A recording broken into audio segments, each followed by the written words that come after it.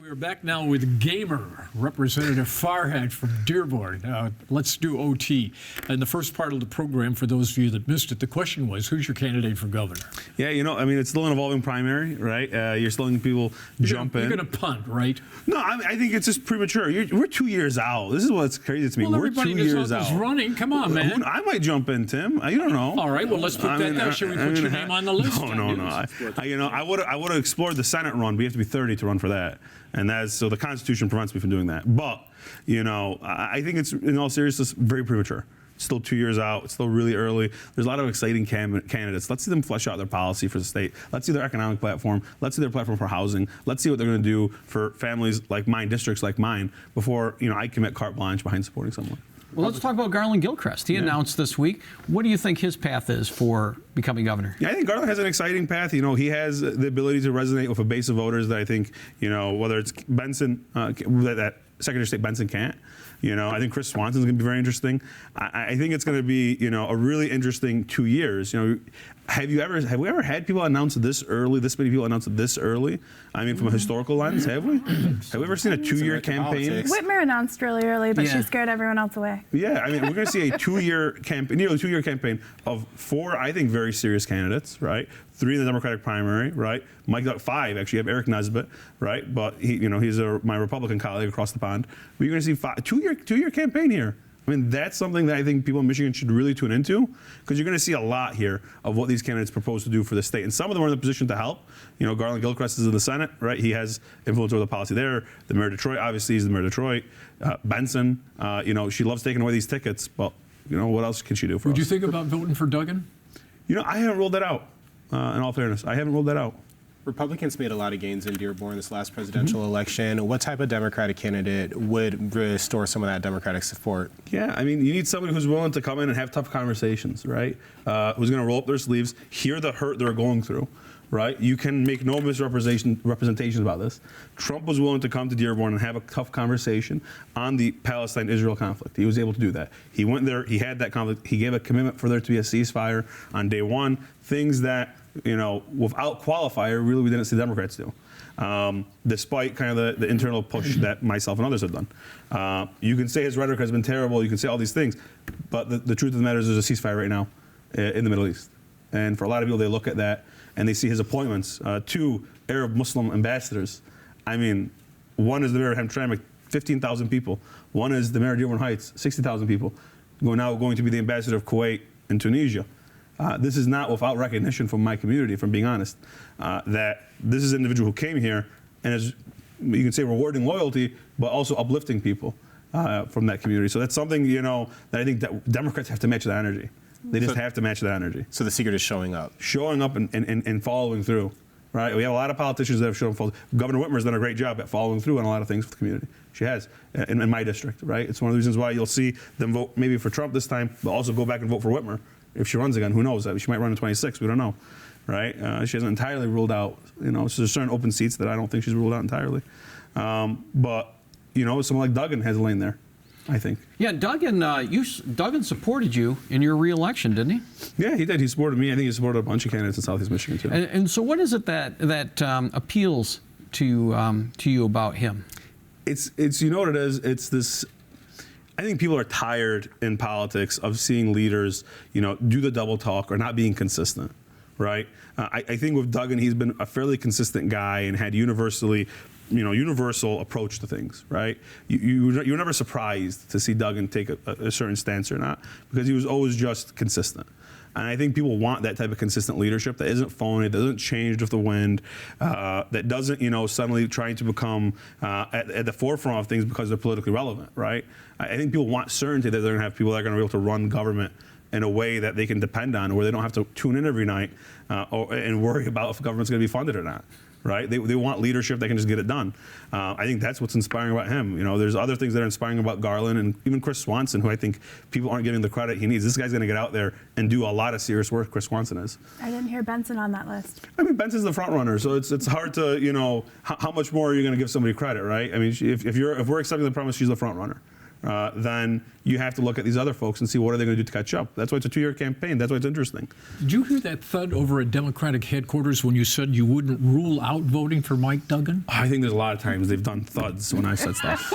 Well, that's my point. The argument would be a good Democrat would never say that. I think, to that I'd pose, right now, what is a good Democrat? What is a good Democrat? We have a brand that I think is broken, candidly. You have a brand in D.C. Look at D.C. how they're fighting. The House Democrats decide not to vote on a continuing resolution. Chuck Schumer, within 24 hours, does a heal. So what does it mean to be a Democrat right now? I think it's something that's so very much still in the air. And while we're figuring that out, and I'm committed to trying making this party the best it can be, right? A party that can get back to the basics of fighting for working families, of fighting for the labor movement in our state, of fighting for folks trying to make their ends meet, right? I think you can't rule out solutions that get us to that end. Right? I think it's one of the reasons why I'm watching and seeing who it is that emerges from this Democratic primary that's willing to meet people where they are, talk to the pain they're experiencing, and actually commit to getting things done in a serious way. We've had enough of the headline warriors. We had enough of that, personally, me. I've seen it, I have a lot of regrets, and maybe in the last 2 years in the trifecta of what didn't get done. I'm very proud of things that did get done. But, right now, I think people want a new, fresh relief in politics. They want something different. And they want something that's solution-oriented. As someone from a district that does have a lot of nuance, that isn't necessarily as red and blue as much as a mix of viewpoints, what do you think the Democrats should be doing in terms of coalition building? Like, can they keep every fraction they have in the tent right now? So I want to pitch an interesting stat to you folks. Trump won Dearborn, my district specifically, by 48%. Trump won it? Trump won it by 48%. So it was 48% Trump, about 30% Harris and Stein.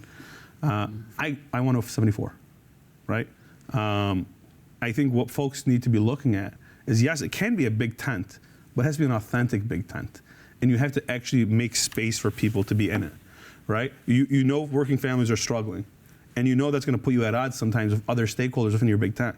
But there's a willingness of walking in a room and saying, it's now the turn of working families. It's now the turn of people who are struggling, right? Of the single moms of the world. It's their turn. It's the turn of our first responders who've been long neglected. It's one of the reasons why I did the Public Safety Trust Fund, right? They have been neglected for so long, right? Our communities, Michigan's a top 10 crime state.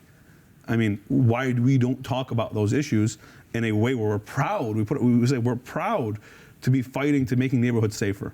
We're proud to be investing in security so a mom can let her kid walk in the front lawn of their house. When I knocked doors in Detroit, that was the first thing I heard. A lady was terrified to let her kids play in her front lawn. Terrified. We worked on the Public Safety Trust Fund. We got CVI groups in there. Detroit's seen its first drop in homicides in, 70 years, right? And violent crime in 70 years. These are the types of things I think Democrats should be proud to be championing and getting done. Representative, the logical extension of what you're saying here is that you should now sit here and say you would also not rule out voting for a Republican for governor. No, I think, Republicans, I think what you're saying is you're trying to connect what Trump did maybe to other, I think. No, I'm just saying if you're open to the best person who can do the job, you can't rule out a Republican if your philosophy is sound and solid. I think for me, to be consistent in what I'm saying and not to contradict myself earlier, what I would say is that a Republican option for governor is not one that I'm necessarily considering, because I don't view I think it would be very hard to find a Republican who's going to be vehemently pro-labor, pro-social entitlement programs, right? Things that I've said earlier that matter to me, right?